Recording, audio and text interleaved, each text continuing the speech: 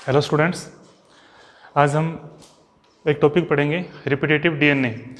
Repetitive DNA एक term दे रखी है आपके NCERT class 12th molecular basis of inheritance का। ये लास्ट टॉपिक है डीएनए फिंगरप्रिंटिंग। तो डीएनए फिंगरप्रिंटिंग को समझने से पहले हम लोग पहले कुछ टर्म्स को समझेंगे ताकि डीएनए फिंगरप्रिंटिंग को समझना थोड़ा सा ईजी हो जाए। तो सबसे पहले हम टर्म्स लेते हैं रिपीटेटिव डीएनए या ऐसे डीएनए के सीक्वेंस जो रिपीट होते रहते हैं। पेज नंबर 121 के ऊपर ये टर्म दे रखी है रिपीटेटिव डीएनए। होता क्या है, हमने जब क्रोमोसोम की स्ट्रक्चर को समझा था तो क्रोमोसोम और उसके डीएनए के अंदर पैकेजिंग देखी, तो हमने एक पूरी क्रोमोसोम की स्ट्रक्चर को समझते हुए हमने वहाँ पर क्रोमोसोम जो था वो क्रोमोसोम इस शेप में हमने समझा था।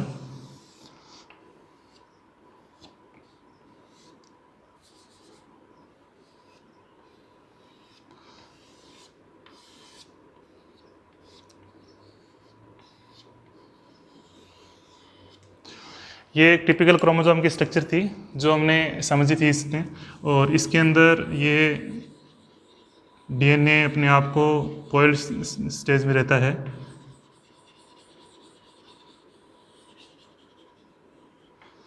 तो यहाँ पर इसके दो पार्ट हमने देखे। ये पार्ट हमने पढ़ा, उसको हमने कहा सेंट्रोमियर। सेंट्रोमियर कुछ क्रोमोसोम क्या रखते हैं अपने पास, सेंट्रोमियर के अलावा ऐसे स्थान रखते हैं जहां पर क्रोमोसोम का न्यूक्लियोलस के साथ वो अटैच रहता है। मतलब कि ऐसा रीजन जो न्यूक्लियोलस के साथ अटैच रहता है उसको हम बोलते हैं NOR या न्यूक्लियोलर ऑर्गेनाइजर रीजन होता है। NOR nucleolar organiser reason.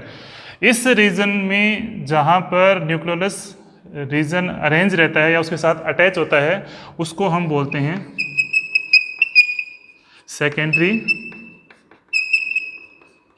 Constriction या द्वितीयक संकुचन। सेंट्रोमियर को हम बोलते हैं प्राइमरी कॉन्स्ट्रिक्शन।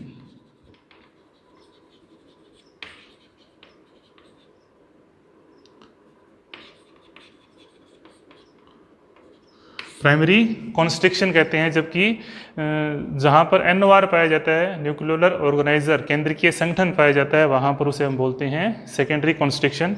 यहाँ पर लास्ट में जो डीएनए अपने आप को यहाँ पर पाए जाते हैं टीलोमेयर डीएनए या इसके क्रोमोसोम के अंतिम खंड। यहाँ पर पूरा दोनों तरफ से डीएनए जो पैक हो जाता है, तो टीलोमेयर साइट जहाँ पर सेकेंडरी कॉन्स्ट्रिक्शन होता है उससे आगे का रीजन कहलाता है सैटेलाइट। उसे क्या बोलते हैं हम, सैटेलाइट। ये कुछ ही क्रोमोसोम के पास होते हैं सैटेलाइट।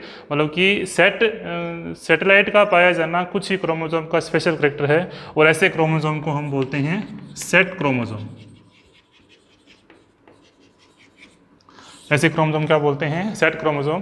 क्रोमोसोम नंबर 13, 14, 15, 21 और 22 ये क्रोमोसोम है वो सैटेलाइट क्रोमोसोम कहलाते हैं। इनके अंदर क्रोमोसोम पाए जाते हैं। यदि ह्यूमंस के क्रोमोसोम्स की बात करें, कुल 23 पेयर्स ऑफ क्रोमोसोम होते हैं। तो एक जीनोम जो है उसके अंदर 23 क्रोमोसोम होंगे, तो उसके अंदर 13, 14, 15, 21 और 22 क्रोमोसोम जो है वो कौन से होंगे, सैटेलाइट क्रोमोसोम होंगे। अब होता क्या है रिपीटेटिव डीएनए, थोड़ा सा उस पर आते हैं। ये स्ट्रक्चर जो है उसके अंदर जो सैटेलाइट डीएनए है या सैटेलाइट जो डीएनए रखते हैं क्रोमोसोम, तो उसके अंदर क्या होते हैं, कुछ डीएनए के सीक्वेंस अपने आप को रिपीट करते रहते हैं। रिपीट करने का मतलब, रिपीट करने का मतलब ये होता है कि यहाँ पर आपको कुछ सीक्वेंस आपको येलो और रेड लेटर्स पे लिखे हुए हैं। तो यहाँ पर आप देखो कुछ सीक्वेंस रिपीट हो रहे हैं, जैसे ATA, ये न्यूक्लियोटाइडों के बेस पेयर्स की सीक्वेंसिंग होती है जो लगातार एक के बाद एक रिपीट होती रहती है। जैसे ATA, TTA, TA, TTA, ATT। तो इस तरह का सीक्वेंस फिर रिपीट हो गया। तो ये फर्स्ट सीक्वेंस है, ये सेकंड सीक्वेंस है, इस तरह से नीचे भी सीक्वेंस आपको दिखाई दे रहा है। तो इस तरह के रिपीटेटिव सीक्वेंस को हम बोलते हैं सैटेलाइट। जो सीक्वेंस बार बार रिपीट होते रहते हैं, और ये रिपीटेटिव सीक्वेंस एक इंडिविजुअल को दूसरे इंडिविजुअल से अलग रखते हैं। मतलब कि किसी व्यक्ति में यदि ये रिपीटेटिव सीक्वेंस पाया जाता है इस तरह का सीक्वेंस है, तो ये किसी भी तरीके से पॉसिबल नहीं है कि दूसरे इंडिविजुअल में यही सीक्वेंस पाया जाएगा। वो सीक्वेंस का नंबर, सीक्वेंस जो इनका जो क्रम है, न्यूक्लियोटाइडों का सीक्वेंस है, वो भी क्या होगा, चेंज होगा। अब फॉर एग्जांपल हम लिखें यहाँ पर, जैसे मान लो ये एक पर्टिकुलर पर्सन किसी एक व्यक्ति का यहाँ पर क्या है, ये न्यूक्लियोटाइडों का सीक्वेंस है। इसके साथ यदि हम किसी दूसरे पर्सन को देखें तो वहाँ पर न्यूक्लियोटाइडों का ये सीक्वेंस क्या होगा, कुछ अलग होगा। वो क्या हो सकता है, वो हो सकता है A T T A T A T T ए,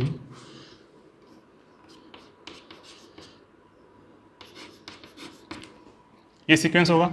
फिर अपने आप रिपीट करेगा ये A T A T T A T T A A A. तो इस तरह का सीक्वेंस जो है वो दूसरे पर्सन के अंदर पाया जाएगा। मतलब कि इंडिविजुअल टू इंडिविजुअल क्या होते हैं, ये सीक्वेंस हमेशा ही एक दूसरे से अलग होते हैं, इनमें किसी भी तरह की सिमिलरिटीज़ नहीं होती। ये इम्पोर्टेंट फैक्ट है यदि हम डीएनए फिंगरप्रिंटिंग को समझना है तो डीएनए फिंगरप्रिंटिंग में बाद में जाएंगे। पहले हम समझते हैं कि रिपीटेटिव सीक्वेंस या रिपीटेटिव डीएनए का रोल क्या होता है डीएनए फिंगरप्रिंटिंग के अंदर। तो हमें पहले रिपीटेटिव सीक्वेंस का कॉन्सेप्ट समझना पड़ेगा, या सैटेलाइट जो सिरे हैं उनके कॉन्सेप्ट को समझना पड़ेगा। होता क्या ये, तो ये फर्स्ट पर्सन के अंदर इस तरह का सीक्वेंस है, सेकंड पर्सन के अंदर इस तरह का सीक्वेंस है। यदि हम इनकी बात करें तो ये भी क्या हो सकता है, अलग अलग हो सकता है। वो क्या हो सकता है, हम देखें तो यहाँ क्या हो सकता है, ये सी जी जी सी सी सी, फिर सी जी जी सी सी सी सी जी जी सी सी सी। तो ये किसी व्यक्ति ए का यदि ये सीक्वेंस है तो ये किसी व्यक्ति बी का न्यूक्लियोटाइडों का सीक्वेंस हो सकता है। लेकिन ऐसे सीक्वेंस जो लगातार रिपीट होते रहते हैं, या सीक्वेंस को लगातार ये अपने आप को एक के बाद एक क्रम में लगातार रिपीट करते रहते हैं, तो इन न्यूक्लियोटाइडों में आपको कुछ डिफरेंस दिखाई दे रहा होगा। कुछ मैंने बेस पेयर्स ज़्यादा लिए, कुछ मैंने बेस पेयर्स कम लिए। तो डीएनए के अंदर क्या होते हैं, इनके सीक्वेंस का नंबर फिक्स होता है और पर्टिकुलर एक नंबर के बाद अपने आप को रिपीट करते रहते हैं। मतलब कि जो ह्यूमन जीनोम है उसके ऊपर, डीएनए के ऊपर जो बेस पेयरिंग पाई जाती है, उनके न्यूक्लियोटाइड जो होते हैं वो पर्टिकुलर एक सीक्वेंस को बार बार रिपीट करते हैं, उन्हें रिपीटेटिव सीक्वेंस बोलते हैं। और इस प्रकार के डीएनए को रिपीटेटिव डीएनए बोलते हैं, जो सैटेलाइट रीजन में पाए जाते हैं। ये इंडिविजुअल टू इंडिविजुअल हमेशा अलग होंगे, इनके बीच में सिमिलरिटीज़ बिल्कुल नहीं होगी। सिर्फ एक केस में, ऐसा केस जो आइडेंटिकल ट्विंस वाला है। आइडेंटिकल ट्विंस ऐसे ट्विंस जो मोनोजाइगोटिक होते हैं और एक ही जाइगोट के क्लीवेज से वो दोनों जो आइडेंटिटी है या उन पर्सन जो है वो अपने आप को जन्म देते हैं। तो मोनोजाइगोटिक या आइडेंटिकल ट्विंस की केस में ये सीक्वेंस यदि पर्सन एक का है तो यही सीक्वेंस उसके दूसरे ब्रदर या सिस्टर का होगा। यदि दोनों सिस्टर हैं तो वो उन दोनों का, यदि दोनों ब्रदर हैं तो दोनों का आइडेंटिकल पूरा एज इट इज़ क्या होगा, वो रिपीट होगा। तो ये जो सीक्वेंस होते हैं बहुत ही रेयरली इसके अंदर बदलने के चांस होते हैं। आइडेंटिकल ट्विंस के अंदर, उनके अंदर लगभग सेम होगा। बाकी किसी भी माता से पिता में और उनके संतानों के अंदर भी ये जो रिपीटेटिव सीक्वेंस हैं, रिपीटेटिव सीक्वेंस जो होगा उनका नंबर वेरी करेगा, लेकिन रिपीटेटिव सीक्वेंस की इंपॉर्टेंस क्या है वो हम आगे समझते हैं किस प्रकार से होता है। वो सीक्वेंस का नंबर बदल सकता है, लेकिन सीक्वेंस जो है वो संख्या कम ज़्यादा हो सकती है, लेकिन सीक्वेंस रहेंगे यदि माता या पिता से यदि वो क्रोमोसोम प्राप्त करता है कोई संतान। तो यहाँ हम देखें कि कुछ सैटेलाइट मैंने हैं यहाँ पर बड़े आकार के बनाए हैं, कुछ सैटेलाइट मैंने छोटे छोटे सीक्वेंस बताए हैं। तो साइंटिस्ट ने जब इसकी खोज की, इसके बारे में बताया रिपीटेटिव सीक्वेंस के बारे में, तो वहाँ उनको दो तरह के रिपीटेटिव सीक्वेंस मिले। उन सीक्वेंस को उनके साइज के बेस पे दो डिफरेंट सैटेलाइट में बांटा गया। वो दो सैटेलाइट कौन कौन से थे, एक को कहा गया मिनी सैटेलाइट और एक को बोला गया माइक्रो सैटेलाइट। मिनी सैटेलाइट ऐसे रिपीटेटिव सीक्वेंस होते हैं जिसके अंदर 10 to 60 बेस पेयर्स का कॉम्बिनेशन जो होता है वो रिपीट होता रहता है। मतलब कि यहाँ पर जो बेस पेयर मैंने बनाए हैं 1 2 3 4 5 6 7 8 9 10 11 12 13 14 15 15 बेस पेयर्स अपने आप को वापस रिपीट कर रहे हैं। ये मान लो 15 बेस पेयर्स का कॉम्बिनेशन है, ये भी मान लो 15 बेस पेयर्स का कॉम्बिनेशन है। तो ये क्या करते रहते हैं, अपने आप को लगातार रिपीट करते रहते हैं। तो ऐसे बेस पेयर्स जो जिसके अंदर 10 to 16 इनकी संख्या हो सकती है, ऐसे बेस पेयर्स के रिपीटेटिव सीक्वेंस को हम बोलते हैं मिनी सैटेलाइट, क्योंकि सैटेलाइट रीजन में पाए जाते हैं। और इनका जो नंबर होता है एक जीनोम में, मतलब कि पूरा जीनोम है 23 क्रोमोसोम्स हैं, तो प्रत्येक क्रोमोसोम में कहीं ना कहीं वहाँ पर उनकी संख्या होगी। तो उन सैटेलाइट की संख्या जो है वो लगभग 10 से 1000 तक हो सकती है। इनकी संख्या क्या हो सकती है, 10 से 1000। मैंने यहाँ पर जैसे एग्जांपल लिया है 1 2, इस तरह से इनकी संख्या इस तरह से क्या होती है, आगे से आगे ये थर्ड आ जाएगा, फोर्थ आ जाएगा, फिफ्थ, इस तरह से इनकी संख्या जो होगी वो 1000 तक भी पॉसिबल हो सकती है ह्यूमन जीनोम की बात करें। और ये सीक्वेंस लगातार अपने आप को रिपीट करते रहते हैं। इंडिविजुअल टू इंडिविजुअल अलग होते हैं, तो पर्सन टू पर्सन अलग अलग होते हैं। अब ये इस केस में बात करें, मान लो किसी एक व्यक्ति का, मान लो कोई पर्सन एक है, उसके अंदर रिपीटेटिव सीक्वेंस मान लो 40 है। मिनी सैटेलाइट की संख्या कितनी है, 40 है। तो उसके फादर या मदर के अंदर उनके रिपीटेटिव सीक्वेंस की संख्या तो वही होगी, सॉरी ये सीक्वेंस तो वही होगा, लेकिन इनका नंबर जो है वो कम या ज़्यादा हो सकता है। मतलब कि रिपीटेटिव सीक्वेंस एक के बाद एक, उनका नंबर क्या हो सकता है, कम या ज़्यादा हो सकता है। लेकिन सीक्वेंस जो होगा वो अपने फादर या मदर से वो क्रोमोसोम लेता है, या जो जेनेटिक कैरेक्टर है वो वहाँ से प्राप्त होते हैं। तो उनका नंबर जो होता है उनके फादर या मदर के अंदर, उनकी संख्या है वो उसके संतान के अंदर कम या ज़्यादा हो सकती है। लेकिन ये रिपीटेटिव सीक्वेंस किसी भी व्यक्ति के पेरेंटल या उनके पेरेंट्स को पहचानने के लिए काम में लिए जाते हैं, तो वो उनको पहचान कर आसानी से उसके माता पिता का पता लगा सकते हैं। फादर से संतान में गया, संतान से आगे वाले संतान में गया, तो रिपीटेटिव सीक्वेंस, यहाँ पर रिपीटेटिव सीक्वेंस जो हैं वो कहीं पर किसी के अंदर 40 है तो उसकी संतान के अंदर 30 हो सकते हैं, उससे आगे वाले संतान के अंदर 25 या 30 कुछ भी हो सकता है। तो वो सीक्वेंस डिपेंड करता है कि उसकी संतान के अंदर कितने सीक्वेंस रिपीट हुए, लेकिन वो हेरिडिटी को निर्धारित करता है कि ये रिपीटेटिव सीक्वेंस इसके हैं तो इसके माता या पिता यही है, या इसकी संतान है वो यही है। तो हम देखते हैं कि किसी व्यक्ति के अंदर मिनी सैटेलाइट की जो बेस पेयर्स की संख्या जो होती है वो 10 से 60 हो सकती है, और वो संख्या में कितने हो सकते हैं, बार बार रिपीट हो सकते हैं, 10 से 1000 हो सकते हैं।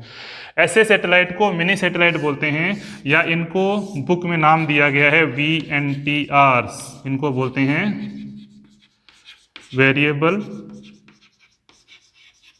नंबर्स ऑफ टैंडम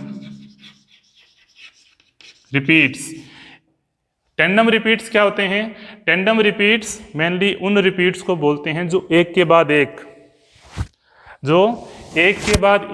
क्रम में अपने को जोड़े रखते हैं। मतलब कि मैंने एग्जांपल पहले ले रहा था कि किसी पर्सन के फादर, मतलब कि इनके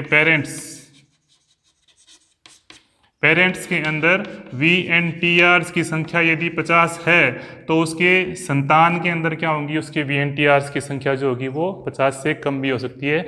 मतलब कि ऐसे सीक्वेंस जो एक के बाद एक लगातार एक दूसरे के साथ जुड़े रहते हैं, उसी को हम क्या बोलते हैं, मिनी सैटेलाइट बोलते हैं। यदि वहाँ पे क्रम बदल गया, मान लो थर्ड जो है सीक्वेंस यहाँ पर ये ना होकर ये सीक्वेंस मैं लिखता हूँ,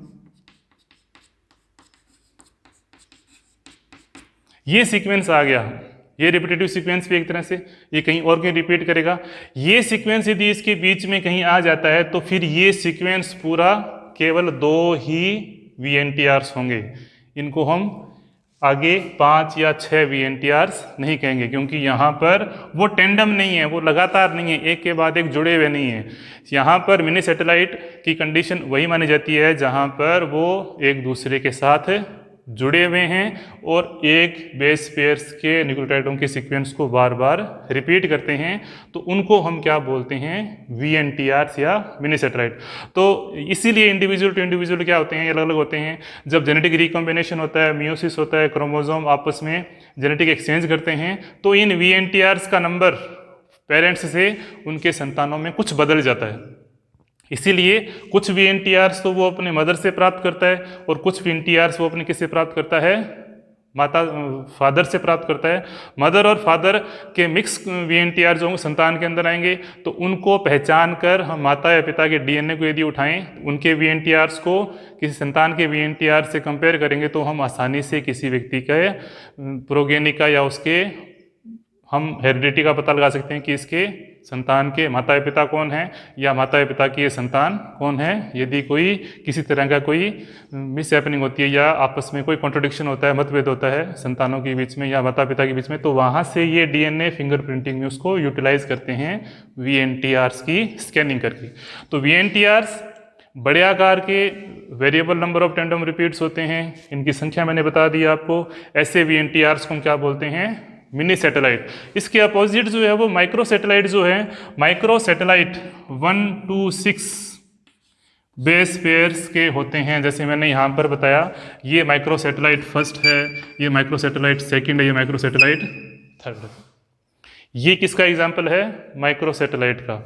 और इनकी संख्या भी क्या होती है, वो लगभग 10 से 200 तक होती है, ज़्यादा इसकी संख्या नहीं होती। इनकी संख्या भी क्या होती है, एक जीनोम में लगभग इनकी संख्या 10 से 200 तक होती है, ज़्यादा ये संख्या में नहीं पाए जाते। तो ये जो VNTRs हैं, इनका साइज छोटा होता है और साइज छोटा होने के कारण इनको माइक्रो सैटेलाइट बोलते हैं। और इनको अलग से एक नाम दिया है STRs। इन्हें क्या बोलेंगे, शॉर्ट टैंडम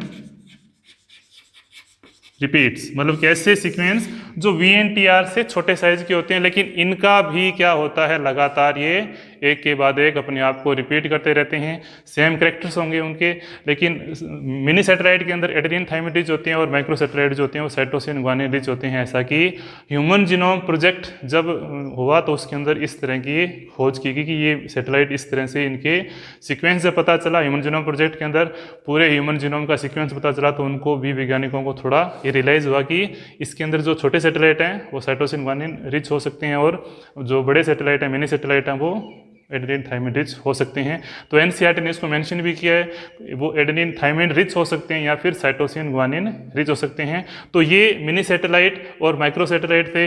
अब ये भी क्या होंगे, इंडिविजुअल टू इंडिविजुअल अलग अलग होंगे, लेकिन जेनेटिक रिकॉम्बिनेशन होता है, मियोसिस होता है, जब सेक्सुअल रिप्रोडक्शन होता है तो क्रोमोसोम आपस में जेनेटिक एक्सचेंज करते हैं।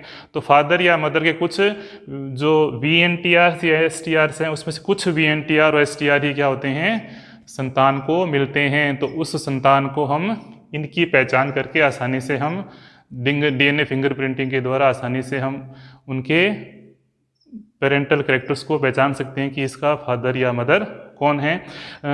और ये पर्सन टू पर्सन क्या होते हैं, डिफरेंट होते हैं। अब जैसे एग्जांपल लूँ मैं, किसी व्यक्ति के अंदर यदि 45 VNTRs हैं और यदि उसके अंदर 10 या आप मान सकते हैं 5 STRs हैं,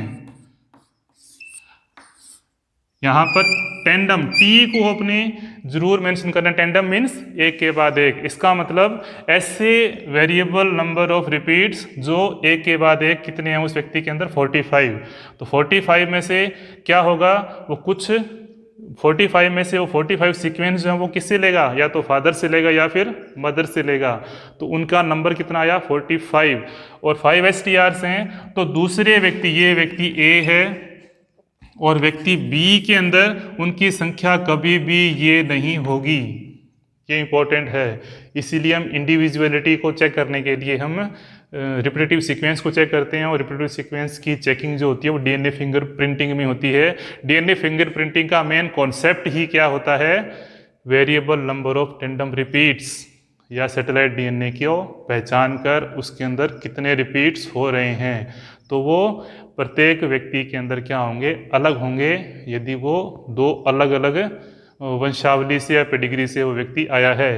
तो यहाँ पर इनकी संख्या 40 हो सकती है और 6 हो सकती है, लेकिन कभी भी किसी भी केस में ये इस नंबर को कभी भी रिपीट नहीं करेगा यदि हम इंडिविजुअल टू इंडिविजुअल की बात करें। हाँ, केवल आइडेंटिकल ट्विंस के अंदर क्या होते हैं, ये बिल्कुल मिल सकते हैं। तो ये डीएनए फिंगरप्रिंटिंग, नाम डीएनए फिंगरप्रिंटिंग है, लेकिन वास्तव में क्या होता है, इसको डीएनए एनालाइजिंग बोल सकते हैं, या डीएनए का हम सीक्वेंसिंग को चेक कर सकते हैं किस प्रकार के सीक्वेंस आ रहे हैं। फिंगरप्रिंटिंग को नाम इसलिए लिया गया कि हमारे जो फिंगरप्रिंट है, जो भी हमारे 5 उंगलियों के फिंगरप्रिंट है, वो कभी भी दूसरे व्यक्ति से रिजेंबल नहीं करते, मतलब कि वो दूसरे व्यक्ति से कभी भी मेल नहीं खाते किसी भी तरीके से। उनके बीच में किसी भी कहीं पर भी जाओ, हम आधार कार्ड बनवाते हैं तो वहाँ पर अंगूठा लगाते ही हमारी आइडेंटिटी आ जाती है, तो ऐसा नहीं होता कि हम अंगूठा लगाएंगे तो दूसरे की आइडेंटिटी आएगी। तो उसी तरह का ये सीक्वेंस जो होता है वो प्रत्येक व्यक्ति में क्या होता है, अलग अलग होता है। उसको फिंगरप्रिंटिंग से नाम दिया गया, वो सिर्फ समझाने के लिए है, उसका फिंगरप्रिंटिंग से कोई लेना देना नहीं है। ये सिर्फ डीएनए के अंदर पाए जाने वाले सैटेलाइट पार्ट हैं। कुछ पार्ट बड़े आकार के होते हैं और कुछ पार्ट छोटे आकार के होते हैं, जिनका न्यूक्लियोटाइडों का सीक्वेंस जो होता है वो लगातार रिपीट होता रहता है, और ये इंडिविजुअल टू इंडिविजुअल क्या होते हैं, अलग अलग होते हैं। तो इसके बाद हम डीएनए फिंगरप्रिंटिंग समझेंगे। तो ये कॉन्सेप्ट है वो डीएनए फिंगरप्रिंटिंग के अंदर काम आएगा। तो डीएनए फिंगरप्रिंटिंग हम उसके बाद पढ़ेंगे। अभी इसको समझ लो, अगर कोई दिक्कत आए तो कमेंट बॉक्स में कमेंट डालो, और यदि वीडियो पसंद आई है तो चैनल को सब्सक्राइब करें और लाइक करें। धन्यवाद।